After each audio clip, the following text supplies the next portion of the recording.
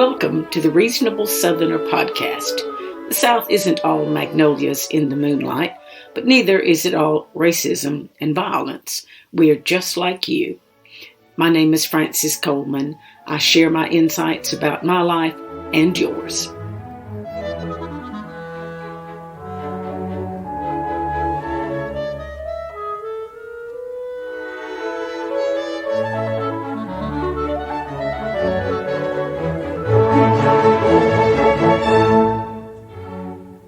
"43 years, and suddenly I'm an expert."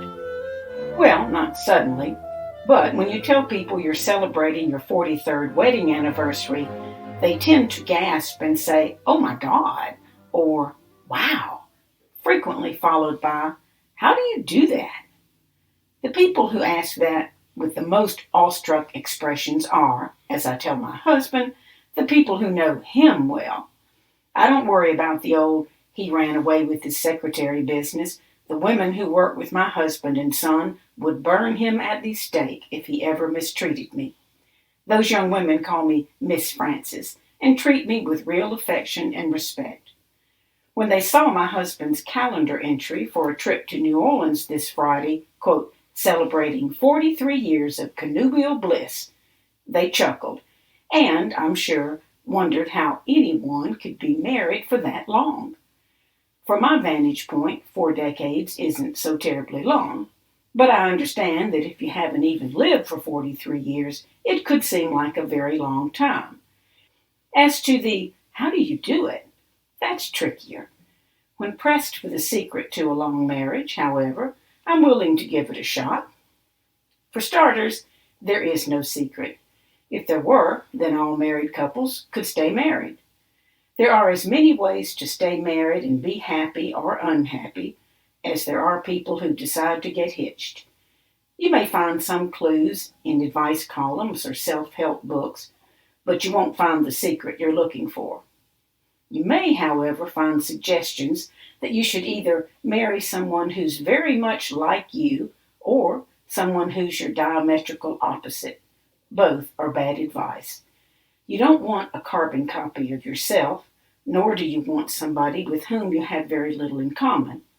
What you want, in my humble opinion, is someone who has similar attitudes and a similar outlook on life. Coming from different religious denominations might be a deal breaker for some couples. For us, it was more important that we both believed in God and Jesus. Likewise for wildly liberal and equally wildly conservative political views.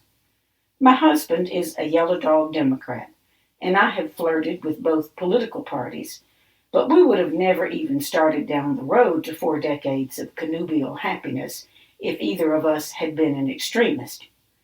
You're looking for compatibility, not sameness. On the other hand, you don't want to live in a constant state of combat. Speaking of combat, you may read a lot about so-called fair fighting. Being somewhat mild-mannered, I'm not an advocate of fighting fair or otherwise. Why not disagree instead, and then talk about whatever has got you annoyed and look for some kind of common ground? If you can't find common ground, then file the issue under "things about my spouse that irritate me" and stash it somewhere in your brain. Certainly, there are some big don'ts in having a long and happy marriage. They should be self-evident, but in case they're not, don't be a jerk. Don't be emotionally distant. Don't keep secrets. Don't be possessive. And the really big ones, of course. Don't be unfaithful. Don't be abusive. Don't drink too much or use drugs. At the top of my do list is, do be considerate. And if you have to ask what that means, you may already have a troubled marriage. Do understand that while people will evolve and grow up as the years pass, they won't really change. So don't waste your time trying to fix your spouse. Do talk about money and debt and what you're going to live on when you're a sweet old couple who's been married for more than 40 years. Do talk about your children so that you can get and keep yourselves on the same page when it comes to child rearing. Some people love to talk about how hard they work at being married. Their insinuation being that you too are going to have to furrow your brow, hunch your shoulders, and bear down on your marriage. Work isn't the right word, though, because it can have some negative connotations. Try being mindful instead. If I had to distill it into something brief enough to almost be engraved on the inside of a wedding band, it would be this. You each have got to care about the other more than you care about yourself. I'm convinced that if I told my husband I wanted to run away and join the circus, he would start packing the clown makeup. I think I'd do the same for him and be good-humored about it. So let's review. Pick somebody you can get along with, and then get along with him or her. Be nice. Disagree without being hateful. Figure things out. And if there's anything that comes even close to being the secret, here it is. Keep, or develop if need be, your sense of humor. It will get you through good times and bad times alike. Then call me in 43 years and let me say, wow, in return.